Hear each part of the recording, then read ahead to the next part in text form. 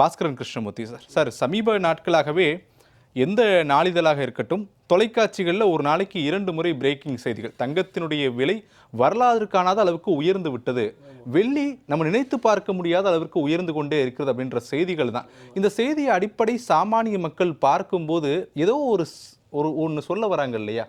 என்ன உண்மையிலே என்ன நடக்குது பின்னணியில்? நீங்கள் அடுத்துடனே அறிமுகத்தில் ஒரு விஷயம் சொன்னீங்க, என்னென்னா உலக பொருளாதாரத்தில் இருக்கக்கூடிய நிலைமை, அதான் சொன்னீங்க. அது ஓரளவுக்கு உண்மை. ஆமாம் ஆமாம், அது பொய்யெல்லாம் இல்லை, அது உண்மை தான். அதுதான் பரவலாக பேசப்பட்டு வருகிறது, எழுதப்பட்டு வருகிறது. ஆனால் முழுமையானது கிடையாது, அது அல்ல. ஆனால் அதை தாண்டி வேறொன்று இருக்கிறது. நம்ம ஒவ்வொரு முறையும் சொல்கிறோம், நம்முடைய ஜெயா ப்ரெஸ்லேருந்தே கூட நம்ம ஒரு முறை அதை பதிவு செய்திருக்கிறோம். என்ன அப்படின்னா, தங்கம் நுகர்வோர் கையிலிருந்து பெருமுதலீட்டாளர் கைக்கு போய்விட்டது. அந்த சந்தையே இப்போ எப்படி ஆயிடுச்சு அப்படின்னா, இப்போ நீங்கள் வாங்கினே எவ்வளோ வாங்குவீங்க? மிஞ்சி போனால் 1 பவுன் வாங்குவீங்க, 2 பவுன் வாங்குவீங்க, அவ்வளோதான்.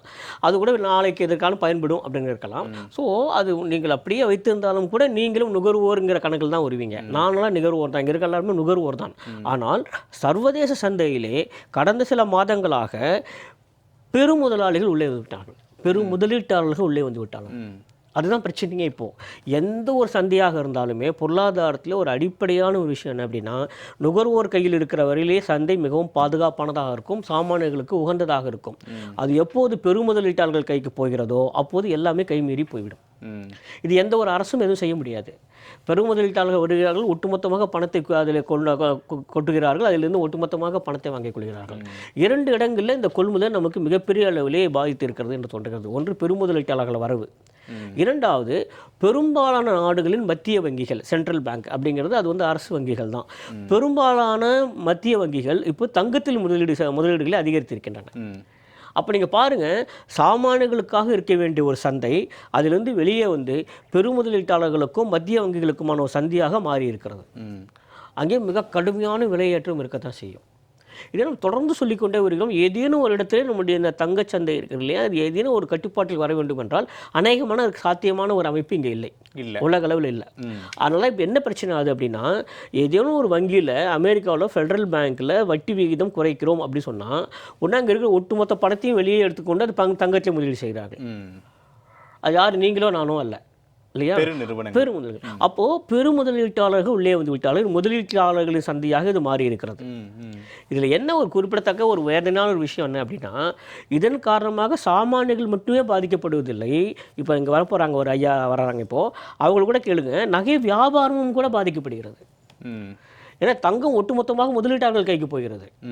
அந்த விலை கொடுத்து நகைக்கடையிலே வாங்கி அங்கே வருகிற போது வாடிக்கையாளர்கள் எண்ணிக்கை குறைந்து போகிறது. என்னைக்காவது ஒரு நாள் குறைஞ்சு போகிறாங்கிற நம்பிக்கை இருந்து கொண்டே இருக்கிறது இல்லையா. அப்போது இது என்ன ஆகுது அப்படின்னா, ஒரு விஷச்சூழலில் நம்ம கொண்டு ஒரு விஷியஸ் சர்க்கிள் எக்கனாமிக்ஸில். அந்த ஒரு விஷியஸ் சர்க்கிள் எப்படின்னா, இந்த பெருமுதலீட்டாளர்கள் எப்போது இந்த சந்தையை விட்டு விலகுகிறார்களோ அப்போதுதான் விலை வீழ்ச்சி காண ஆரம்பிக்கும். ஆனால் கடந்த 2-3 மாதங்களாக பெருமுதலீட்டாளர்கள் இதை விட்டு வெளியே போவதற்கான சூழல் எங்கேயுமே இல்லை. 2-3 காரணங்கள்.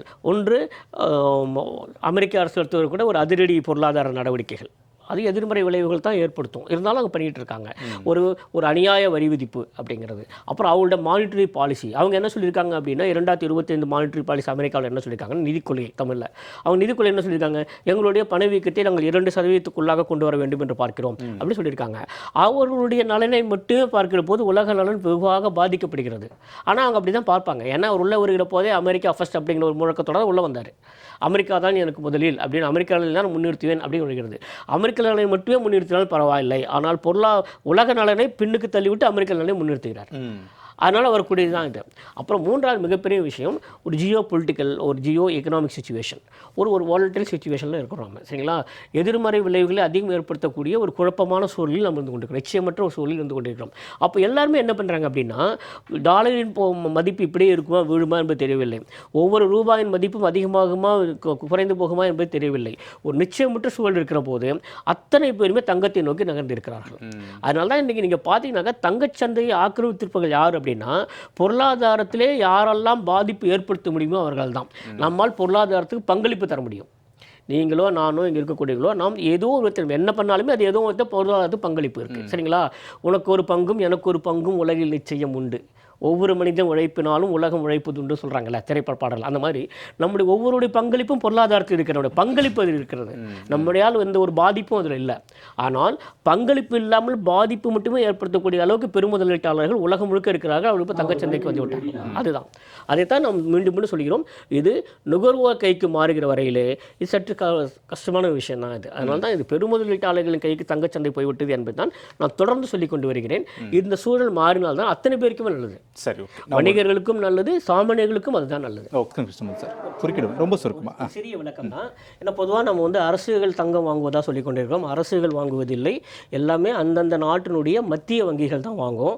ஏன்னா அந்தந்த நாட்டு நிதி கொள்கையிலையும் என்னெல்லாம் தங்க பரிமாற்றம், தங்கத்தில் பரிமாற்றம் கொள்ளலாம் அல்லது அந்நிய செலவில் எவ்வளோ இருப்பு வைத்துக் கொள்ளலாம் என்பதெல்லாம் அந்தந்த நாட்டு மத்திய வங்கிகள் தான் தீர்மானிக்கின்றன அப்படிங்கிறத மட்டும் நம்ம சொல்லி வச்சோம். சரி, ஓகே.